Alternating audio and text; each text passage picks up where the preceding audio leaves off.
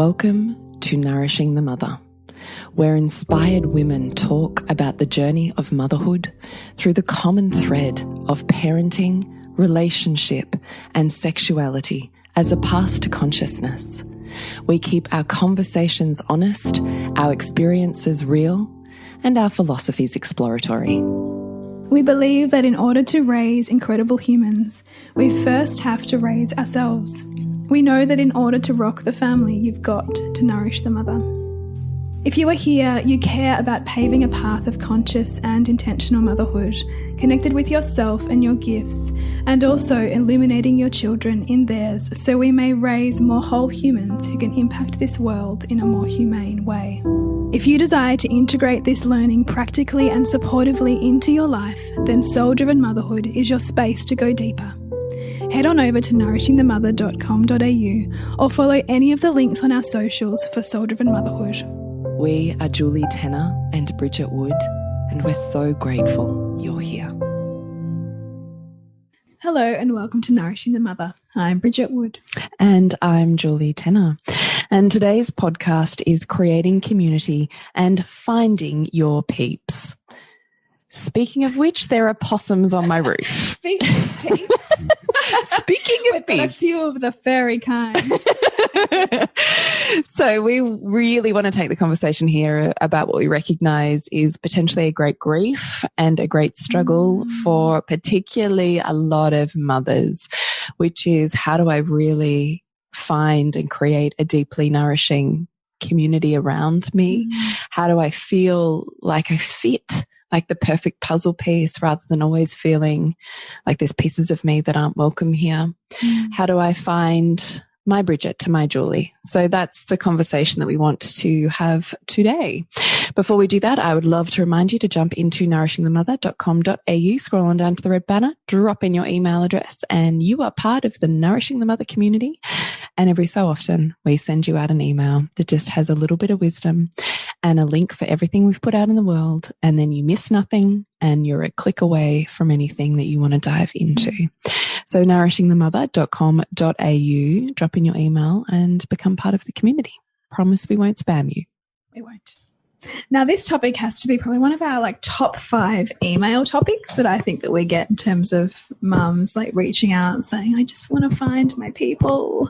How do I find my people? And it pops up all the time in Soul-Driven Motherhood too. So I'm really glad that we're talking about this, because you and I both have stories around what this looked like, what this has looked like for us in our different evolutions of motherhood. And I certainly have a really just soul nourishing I'm basking still in the glory of my recent Easter camping trip with just this beautiful bunch of families, and just thought, gosh, so much of my values have led me to here, and yeah, it was so beautiful watching my children play, and as a parent and as a human being around such beautiful people. I was just wow, we all need to be reminded that yes, when you show up as you and you live the life that is yours, that your people can find you. And it's amazing when they do. Have you always had faith that your people would find you? No.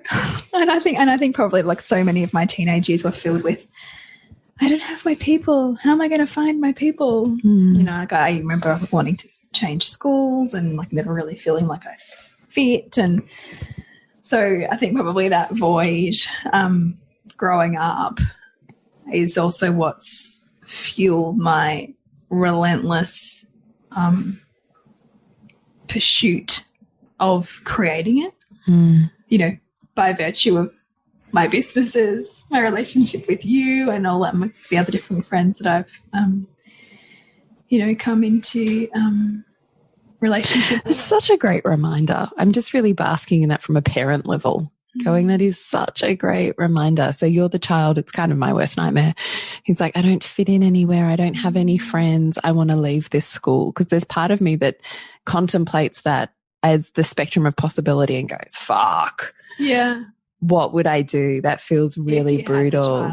Yeah. And here you are going, and yet I can see that if that was what I needed to create a life of such complete authenticity and alignment that I find my people for the rest of my life, would I trade that experience? Yeah. And the pain of that, like the pain of feeling so utterly misunderstood or unmet, means that it builds within you like a fuel or your own kind of pilot light that never goes out, because you know what the absence of it feels like.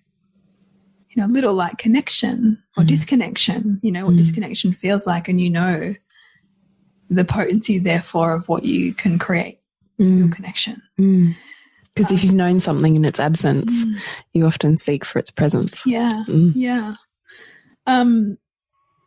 So, I mean, like for me in motherhood, I mean, that was just yet another iteration of sitting in a mother's group counsel. First of all, sitting in a hospital with somebody who had completely different, opposite, it seemed, birth experience and early postpartum experience to me, and then getting put in, going home and having no friends or anybody with the baby anywhere near me, because, you know, when you work in the city and commute and have this life that's where all your friends are an hour away from you, and you're thrust into, oh, this is what it's like to be in this house that I bought, which, you know, I've only ever walked the streets of and have no friends in. I now have to build community immediately because I don't have the, you know, the job and all of the other things that gave me that. And I'm looking after a brand new human. I mean, like the amount of it's a lot of psychological pressure, I think. Like thrust into in new motherhood. In terms of, and yet when you don't cope,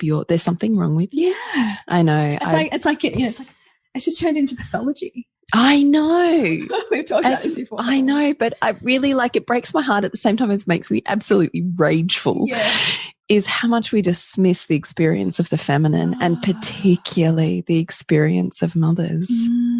It is so invisibilized to the point of making it shameful just so we don't have to acknowledge it. Yeah, because it's easier to just, you know, pretend it's all good, or, you know, she's just, you know, having a hard day, rather than she's feeling completely... Just so blessed. Oh, yeah. Oh, yeah, of course. Oh, you know, at least you have a healthy baby, Julie. Yeah. Yeah. Yeah. You don't worry about all your other needs because you've got a baby. You've got a baby. And just the psychological turning inside out. Like, yes, it's a blessing. Yes, it's beautiful. And it's psychologically one of the greatest transformations that you will ever make. And I never forget that moment of like that first baby and taking them home from hospital. And I had this kind of sense of like, well, you're going to let us take it home. I know. I remember that too. Like, and still feeling like you're, weird. I know, and like you're 15 on something, walk home and you've got this baby. And I remember like it's in the like carry crib thing or whatever. And I was like, this is weird. Yeah, are you sure? Are you sure? Like, am I adult enough? I don't know what this is. No one's given me the manual. Although I had one. What do we do now? Yeah, you did. I didn't. I literally remember putting Heath down in the middle of the lounge room and going, we were still living in the city then, and going, what the fuck am I supposed to do now? Like, what happens now? But on the non-jokey side, it is one of the greatest psychological sheddings and transformations. And despite the fact that there is an enormous amount of joy and love and heart explosion and all the things, there is an equal amount of grief and isolation, resentment and pain. And I think we do everyone an injustice when we say, let's just focus on the good. Don't worry about any of that. Oh, God, that's like toxic. I reckon. Drives it underground. Yeah. And that's when it becomes pathology. Because there's no space for it. There's no voice for it. There's no normalization of it. There's no one doulaing you or, you know, mothering you through that as a process of your awakening. And all we have in our mainstream medical system is numbing. Oh, we'll just numb you. Because I wish it was different. To feel it all, you know, would be intense. And, you know, I have such reverence for that, because that's kind of, unless you have access to a doula or access to things that you possibly never even knew were things. Like I never knew you could even have a home birth. I never knew about doulas. I never knew about any of these things with my first baby. All of the things that I think actually hold women through these transformations. Yeah, you're lucky to even know about. You're lucky to know about. It's true. Because I think that we've forgotten what the feminine really needs to be truly nourished and supported through this kind of transition. Yeah, totally. I think that's 100% true. Let's get back to community. Yes, community. So to create community. So what I loved about what you said was all of a sudden you've never lived real. I mean, you've owned this house. You've, you know, strode up and down the streets getting to and from the station or whatever. And all of a sudden you're like, oh my God, I actually have to create a life here. I have to create, because it was like, it was a communal lifestyle. So sure, we kind of like rode our bikes on the weekend and, you know, like we kind of got to know our pocket of town.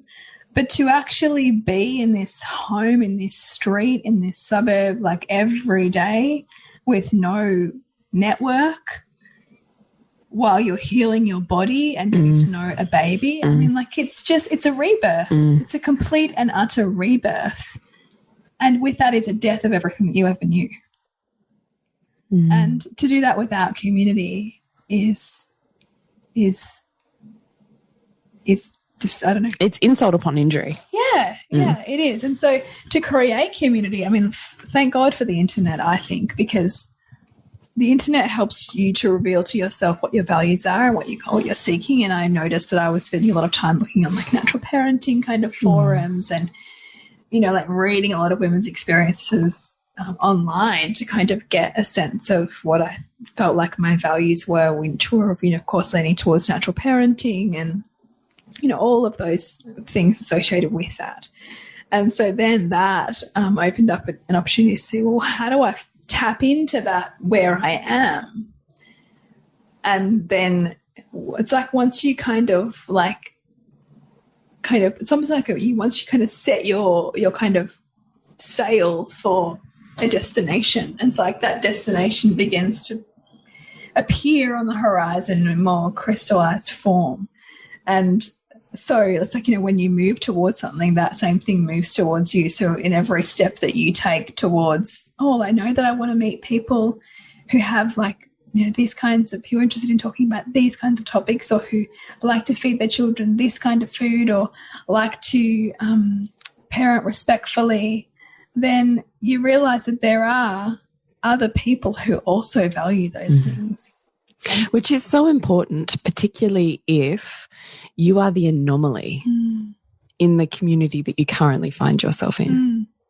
And if you're seeking to do things differently, perhaps how you were raised, and that you find yourself misunderstood or unable to connect with those who came before you. Or were still silenced. Or silenced. Minimized.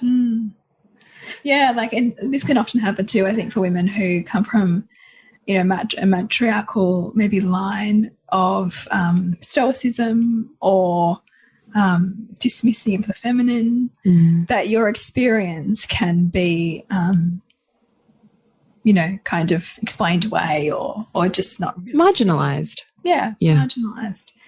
And so the community, therefore, is even more important, because you're not feeling seen by those around you. You're not, sometimes even your values can be seen as indulgent, maybe, particularly as first-time mothers who are wanting to repattern their experiences. That can look like jarring even to those around you. And so you seek out those communities, and you seek them out, and you drive for them. Like you and I both know that, like how much you would, sometimes it is that you're not going to have them on your doorstep, that you're going to have to seek them out. And it's going to mean car trips and figuring out naps, but knowing that each step you take toward what you vision is part of your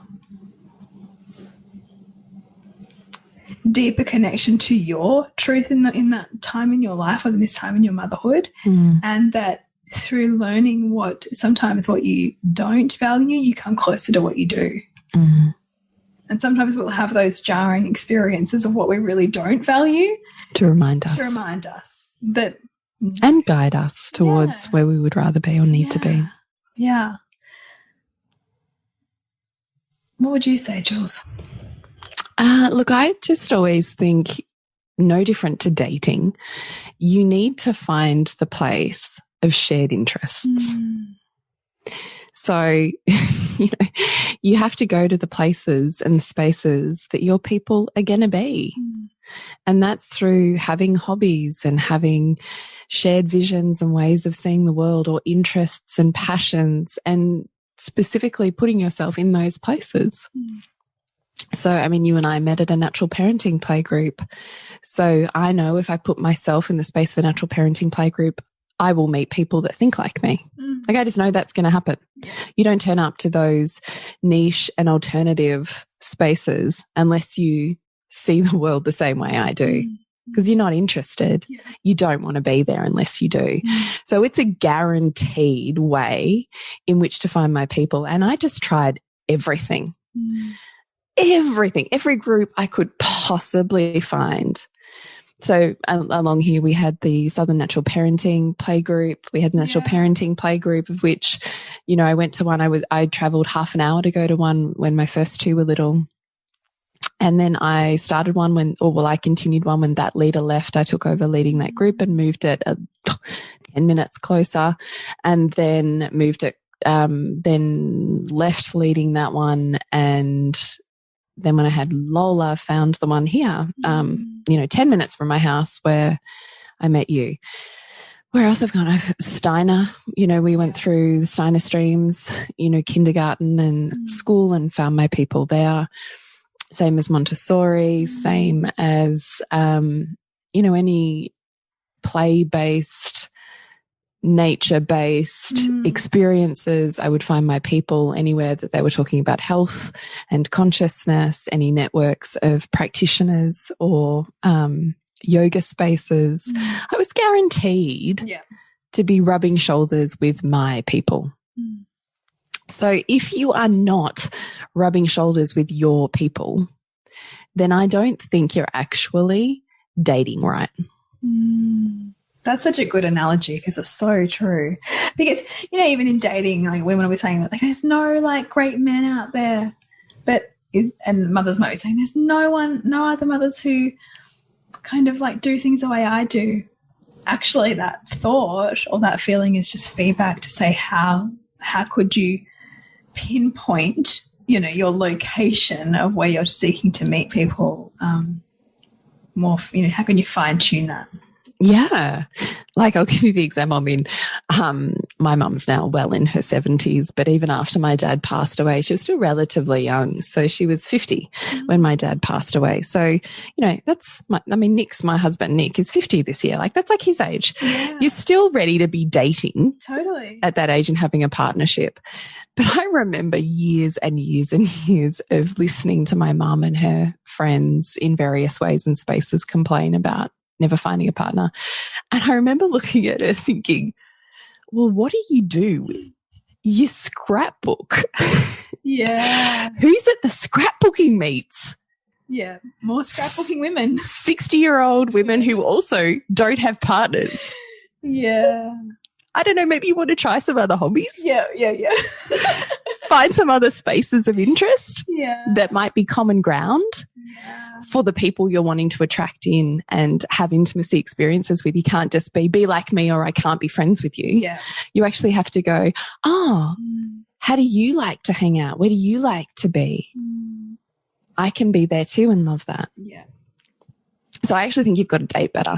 I do also think that we are so blessed with the internet. Oh, how good is it? So back when I had Heath and Jade, that situation was not around. I mean, it was around, but not really. Yeah, not like the way it is. Oh my God, not like the way it is now. I mean, Soul Driven Motherhood, our group, was born out of the fact that we were like, where does this space exist? Nowhere. Let's create it. And same as the podcast. Let's just create it because we can't find it. And surely there's other women who will be attracted to that same frequency, who want to be creating community and having conversations like we are. Like that's, if it doesn't exist, create it. Yeah. Create it. I mean, that's what I say to the women in my Embark program all the time. Like if the thing that you really want to go to doesn't exist, there's a reason for that, because you are meant to be the one who creates that experience and calls the women in. And that those women for whom that's a perfect match for are waiting for you to create. They're waiting. They're waiting. So I also think that this advent of intimate groups, paid spaces where I think you get even a higher caliber or quality of matchmaking, because free groups are great, but you're going to get still, it's a wide net. As soon as you move to a paid space in any genre, you are going to refine and refine and refine the people who are in that community by virtue of there being money there. Yeah, there's an investment there. Right. So each time, and I would argue also that the more expensive something is, usually the more concentrated it is with people who are exactly like you, if you are also willing to invest in that space. So it's like a matchmaking service, only it exists socially in everything. It's amazing. Like my husband and I often marvel, like we'll end up seeing something on TV and like it might be, what was it? I think we saw stacking. It's like cup stacking. Oh yeah, my kids were mad for that. Cup stacking tournaments. Yeah. And like it attracts a lot of ASD, like kids. Yeah. And I was just, I was so touched watching it. And I said, Marcus, is this not so beautiful? There really is something. The same as like Lego Masters even. There's something for everyone. Oh my God, totally. 100% there is. And like the internet opens up. The internet opens up because you're no longer limited by location. Yeah. You can literally be as specialized and as niche as you like. And there is now a worldwide population. You said, I've got this. Who else likes that? Turns out the whole world can have that conversation with you. So, which I find incredibly profound. And as you and I know, we share many online spaces and groups together. And it is profound, the relationships that you create there. Yeah. And that they're already, like, there's so many women who, like you and I, haven't even met in person yet, but I feel like they're my best friends already. I know. Like you would see them and just like embrace them like a long lost friend, because you know them. There's an intimacy there without you having ever been physically intimate. Yeah, because you've had shared experiences of vulnerability and connection. Like it builds intimacy. It's amazing. And I don't think that the quality of your intimacy has to be defined by your location. So you might be country and completely isolated from a lot of humanity. That's so fine. Yeah. You can gain an enormous amount of richness through online spaces and places and conversations and workshops that fuel and feed your heart and soul. And that often can be enough to be really happy where you are. And this is the truth too, because we can feel like, oh no, the village is gone, the village is gone. I think the village has just more form. 100%. And that we need to embrace the form in which it's offered.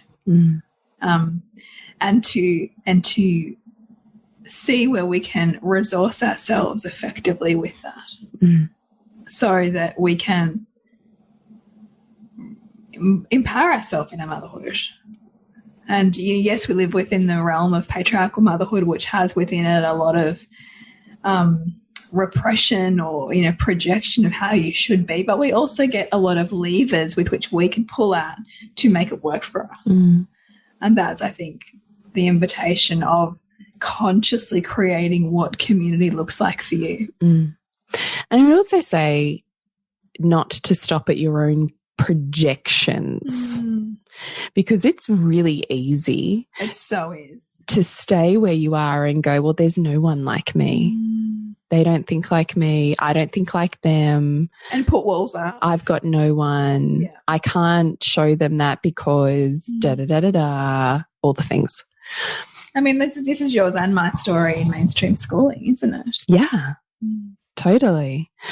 And beyond that, like, I love craft. Like I love rhythmic movement with my hands and conversations with rhythmic movement with my hand with women. If I could have a circle of women and we're all rhythmically moving our hands and creating something with them physically while we create something with our hearts and souls in conversation, that is heaven. Oh, that is my happy place. Like that is the epitome for me of where I would like to just live. And so it didn't exist. So I created Craft Circle, right? Like you came to Craft Circle way back. Yeah. Just because I was like, I'm going to do this. Every Monday night, I'm committing to showing up because my husband was always out at basketball, which he still is. It's why he was out again tonight. Still is forever and a day because it's so good for his soul. Yeah. So instead of getting resentful, how could I create my own soul food? And I couldn't leave my house because I had 2 little children who needed to be in bed and my husband wasn't home. I was. So instead of going, well, it's not possible and I can't and blah, blah, blah, I went, okay, what's the worst that happens? I have a group of mums that come over or even just one makes it over and my kids are up and they're feral.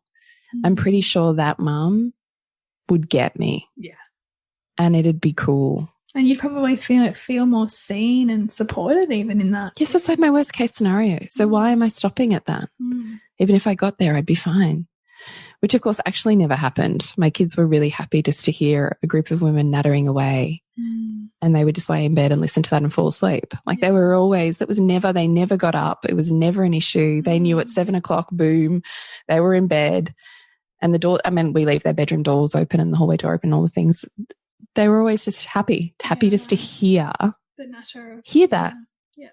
And I think that that's really beautiful. So you've got to be willing to create it and say, hey, this is something my soul really wants to do. And regardless of whether anyone's going to join me or not, my soul's going to do this. But it's here if you'd like to join me. Yeah, I love that. And it's amazing how many women go, oh, I didn't know that. I would love to try that.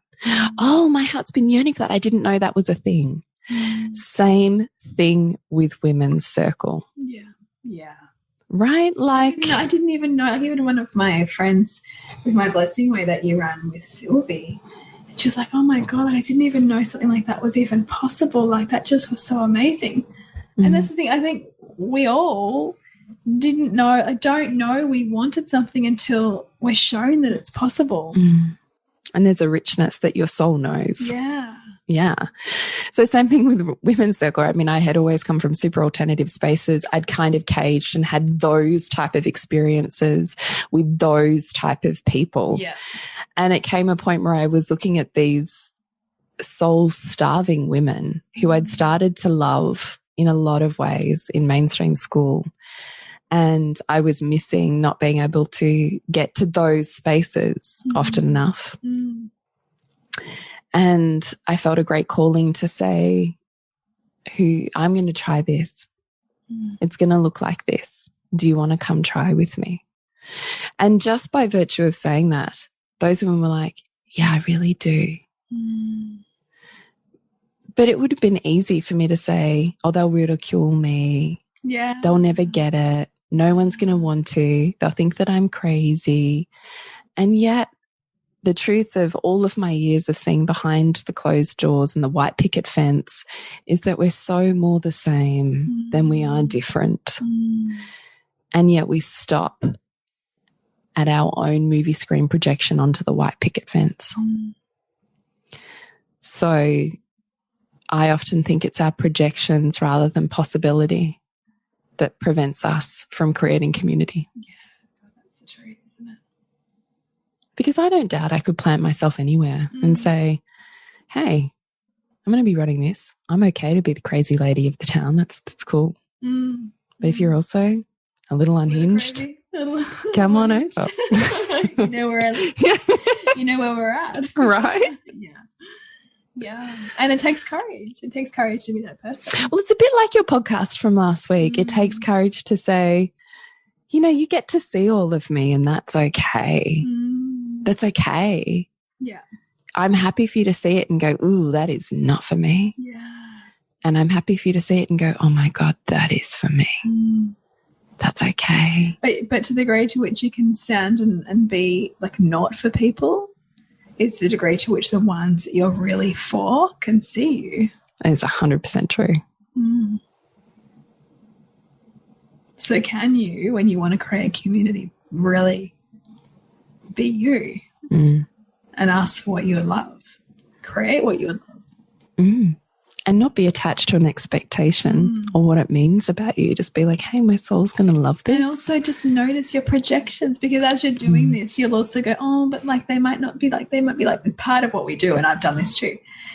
You'll like make all the reasons why either you're wrong or they're wrong, or you won't be able to work it out. Or and there's be like, there's a kind of initial stiltedness. Yeah, there's always going to be an awkwardness. Same as dating though. Yeah, it's true. It's so true, isn't it? Yeah. I don't know. Do you like me? Yeah. Do I like you? I think I do. Maybe I like you more than you like me. Right? Like it's seriously dating. Yeah.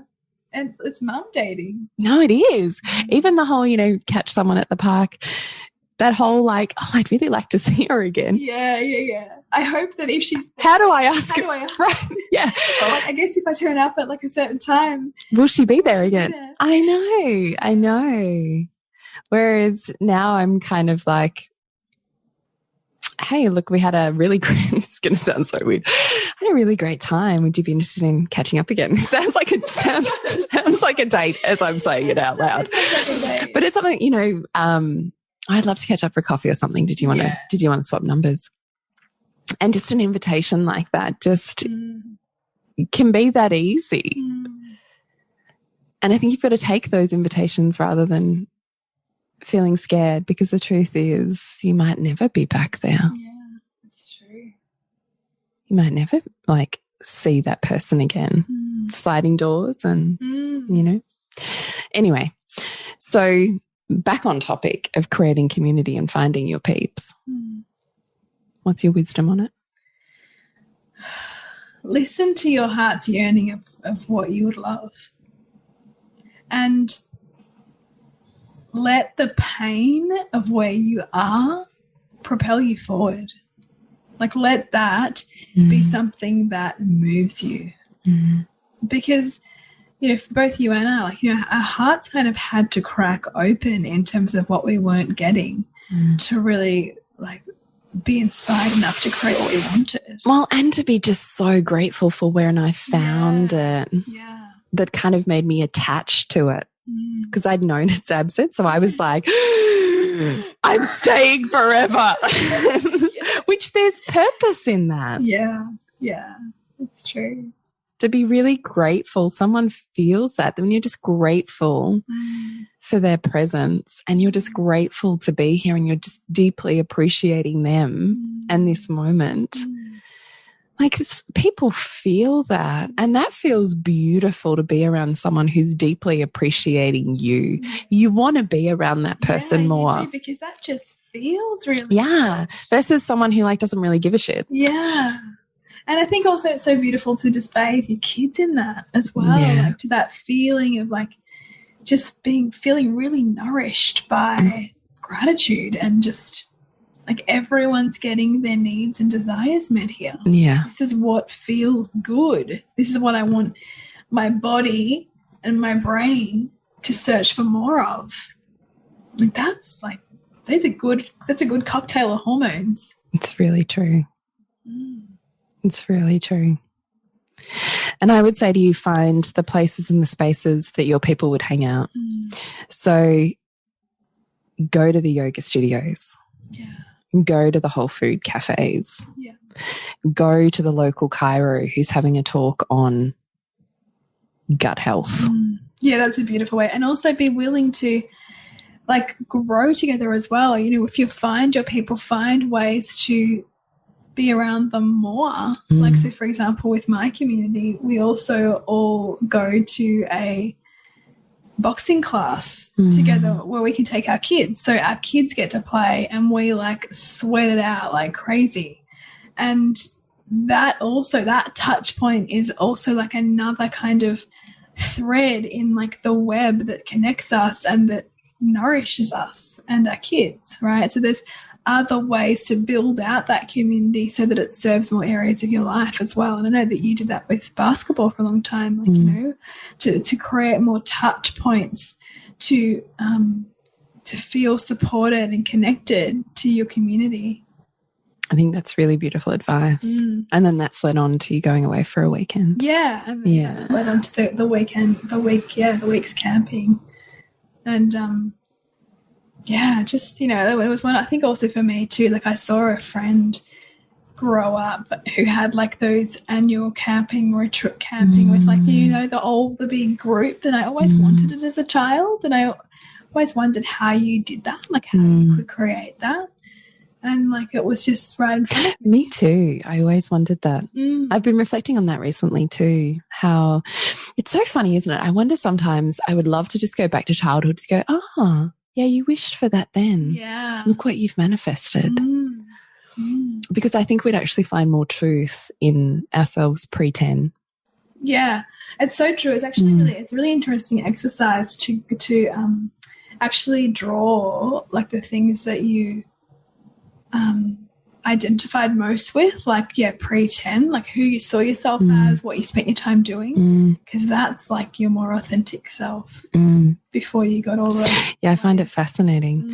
So I used to watch, similar to you, that's what inspired it as you were speaking then, was this just really tight-knit community of a few mums, and they just like would do so much stuff together, and then by virtue of that their kids would be hanging out at each other's houses all of the time, blah blah blah. And I was always like, wow, that's like a mystery to me. How does that happen? How do you create that? And yet that is my life. Like that school community is 100%. We do the same thing, go away for weekends and camping trips, and it's always the same crew of people who are at every single event, and we're in each other's lives in various ways. And so by virtue of that, so are our kids. And it's an enormously enriching environment. Like I actually am so grateful for it, because I know that even if I can't be there or my husband can't be there, there's so many people that could be. And that really is priceless, because it's almost like what holds your family. Yeah, it's extraordinary. Kind of nest. Yeah, it is. And look, I would just say same as online spaces, like yeah, exactly.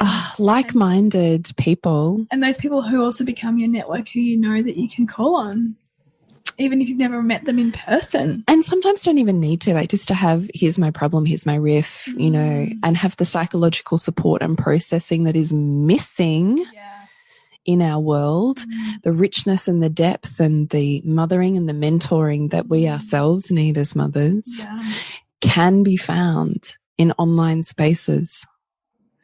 So, and sometimes I actually think there's more richness there for me than even the in-person experiences, the in-person community that I have, because we're all so busy. So it gets harder and harder to catch up in person. And get to depth, often it's like, managing life. Yeah, it really is. And yet the online spaces, every week I find rich conversations and vulnerability and community there. I think that's extraordinary. I wish I had those with my first and second. I think that would have been a game changer. So I just would really love for you to consider that it's okay to look at finding your community as a project, like you might if you were finding a partner. It's okay to date, to try out all the places and spaces, to speed date a few, because there's going to be some good, some bad, and some great fitting. Like that's the way it's going to go. And to go, okay, no, this is my space. This is my vibe. These are my people. So please find that. If it doesn't exist, it's because you're meant to create it, and don't let your projections stop you, because I promise you behind that picket fence is another soul and heart yearning just like yours. Yes, I love that. Such a beautiful way to finish it. And also to be open to what's right in front of you too. I mean, for you and I both, like, don't let your projections get in the way of that heart that's waiting to connect. Don't hold back. Yeah. So to connect with us, it's nourishingmother.com.au, and we are running Elixir, our wisdom series, which is all about expanding consciousness and really, really workshopping challenges and opening them up to see wider. So we invite you to come and join us in Soul Driven Motherhood for that. Which is an amazing online community that you will find your people in. Yes. Yes, and in fact, like we've got so many beautiful matchmaking stories of Soul Driven Motherhood. It's true. Women who've connected and caught up, and built great friendships from. So yeah, we really invite you to consider jumping in and connect with you. Jules is julietanner.love and you, Bridge, bridgetwood.life. So remember to nourish the woman, to rock the family, and we'll see you next week when we continue to peel back the layers on your mothering journey. Thank you so much for listening. We literally couldn't do this without you. Please share this podcast with anyone you think it would be medicine for. And if you're ready to ask, in what ways can I show up more fully, live more meaningfully, parent more wholly, and love more unconditionally? How can I mine the wisdom from the experiences of my life and expand into those challenges? Then you're a soul-driven, heart-led mama who's ready for conversations and a community that supports her journey. Come join Soul Driven Motherhood. We'd love to have you. And if you feel like giving back a little to this free content, please rate us on iTunes or Facebook, all of which helps the podcast reach more mamas who need this type of tonic for the soul.